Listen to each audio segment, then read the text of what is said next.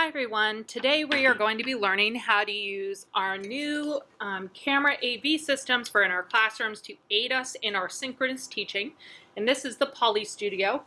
There's a couple things that I want you to be aware of about the hardware itself before we launch into how to use it.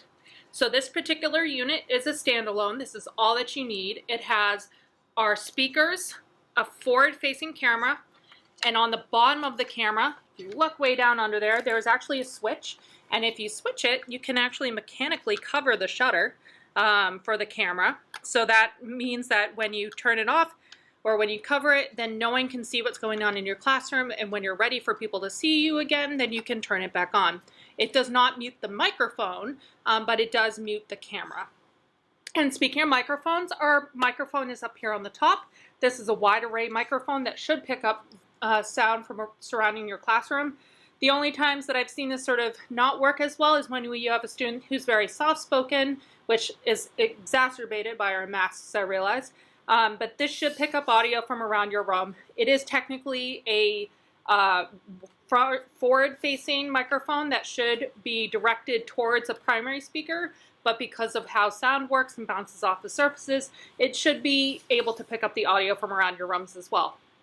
This particular model that I'm holding here is placed onto the stand, which is the standard way that I recommend using it. This way you can plunk it on a desk, student desk, on a table, you can put it wherever you'd like, and as long as it is pointing in the general direction of where you'd like it to be pointing, then it should do a pretty good job at following you around. It is not like the other system that has previously been announced that looks at your whole room. This is only a forward-facing camera, so just make sure that you point it, for example, at the teacher, if you're talking to students at home, or if you're doing a class discussion, point the camera towards your students in class so that way the students at home can see who they're talking to. In terms of how to actually plug this into your computer, it comes with two very long cords. The first is our power cord, and this power cord has one end that is round like that, and then one end that has the standard 3-prong power outlet.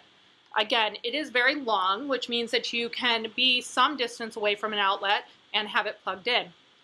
So plug the end into the wall, and then on the back of your camera, plug the power side into the port provided.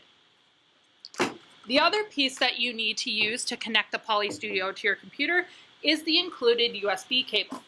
This particular cable is also very long, much like the power cable, and it has two ends that look like this. The rectangle end is the end that plugs into your computer, and then the circular end is the one that looks like USB-C, plugs into the back of the camera. So I'll plug that into the back of the camera, and then I will plug the other end into my computer. Now that we've plugged in our outlet or our system, now let's take a look at the remote. The remote itself is very straightforward and easy to use. At the top, you can see that there is a volume control button. Because this system is your speaker, you can turn it up or down using the volume control. You can also manually control the zoom of where the camera is looking. This is especially useful if you're looking to show something that you are writing up on your board and you want to make sure that the students at home can see it clearly. The circular button here is to control where the camera is looking, to shift it around a little bit. Again, useful if you're looking to point it at a specific area, such as your board. And then we do have two preset options underneath the circular bar, and if you go to my website to the Synchronous Learning page, then there's directions for how to set those. In my mind, the camera is probably going to be moving around a lot, so the presets might not be that useful. And then the other piece that you need to worry about would be the triangle, and that is used to mute your mic. And if you point that at the system, your light at the top of the system will turn red to signify that the microphone is off. And if you press it at the system again, then the microphone will turn back on. So I usually like to keep the remote near me because that way if someone comes into the room and I don't want people at home to hear it, then I can easily mute my mic. The other piece on here is this center button that you see there, and that is used to refocus the camera to the wide view. By default, this camera will follow you around your room and show show the people at home who is speaking as best as it can based on who's in front of the camera and where it thinks the audio is coming from. But if you want it to resume to a full screen view, then this button is the one that does it. And the bottom two buttons don't do anything for our particular system, so you can ignore those. And the Bluetooth button you'll only need if you need help with pairing your device. And again, further directions on how to do that are on my website under the synchronous learning option. Now let's look at Google Meets and how we can actually use this system. I'm going to launch a new Google Meet. Because my camera is already plugged into my computer, oftentimes it will already detect that a camera is available. So in this instance, once it starts up and the camera is ready to go, this is actually showing the camera view already. I didn't have to do anything to it because it was plugged in. My computer is smart enough to detect that that's probably what I wanted to use, so it chose that. If it does not do that, the first thing that you can do is double check your settings. And again, I'm able to do this before I've joined the Google Meet. So you want to make sure that Poly Studio is selected for your microphone, for your speakers, and then also for your camera. So that makes it super easy. If Poly Studio is in use, have Poly Studio selected for everything. If you still can't connect to it at that point, my recommendation is that you actually unplug the system from your computer, give it a moment, plug it back in, see if the computer will recognize it at that point. And if that doesn't work, unplug the entire system and plug it back in again after about 10 seconds. That will give it a little bit of a power refresh and see if it comes back. But I'll tell you that from a personal side, this has worked pretty solidly for us in room 129 at the middle school for a while. So now that I have the Poly Studio joined to our computer, I'm going to actually join the Meet with the Poly Studio. So from here, once my Poly Studio boots up, the first thing that you want to make sure is that your microphone in Google Meets is unmuted. Because although you can mute it remotely from the Poly Studio, if you don't unmute it from the computer, then it won't matter. So at this point, just as an example, I have the Poly Studio placed on a desk in the front of the room, and then I have my projector up in the front.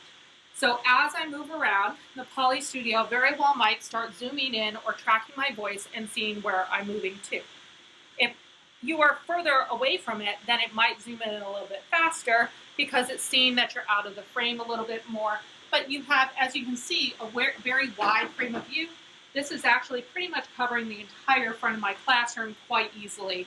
And again, it should auto-track you a little bit more. Now, as an example, if we wanted to have the camera zoomed in a little bit more, if we use the remote, I can actually have it zoomed in and then use the dial to change where the camera is looking so that it could be zoomed in on my whiteboard.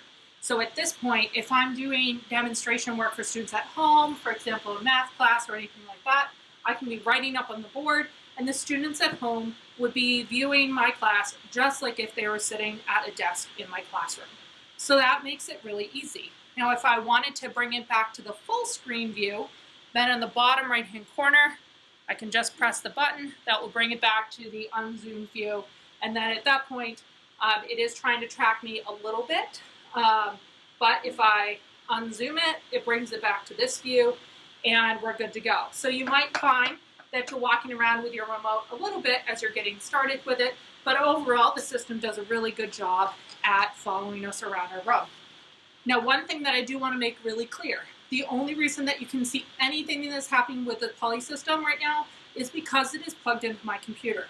If it is not plugged into your computer, the device does not have Wi-Fi turned on, it has no access to the outside world. So the way that you ensure that no one is viewing your classroom without your knowledge is to simply unplug it from your computer. At that point, there is no outside world connection, and it can't transmit any data from your room into the rest of the world. The other options that you have, as I said, are to use the triangle button on your remote, and if I press that, it will actually turn off the audio on my Poly Studio, and if I show that to you, you can see the red line on it there. And then the other option that you have is to actually flip the switch at the bottom of the Poly Studio, and as you can see in the Google Meet window, the video is turned off. So when those two options are turned on, no one should be able to see and no one should be able to hear you. Again, the most reliable way, simply unplug it from your computer and you're good to go. I hope that that makes sense and that you understand how to use the Poly Studio. It is a very easy to use tool. If you have any questions at all, or if you'd like help troubleshooting any issues that you have, feel free to reach out to me anytime and I'd be more than happy to help. Thanks so much.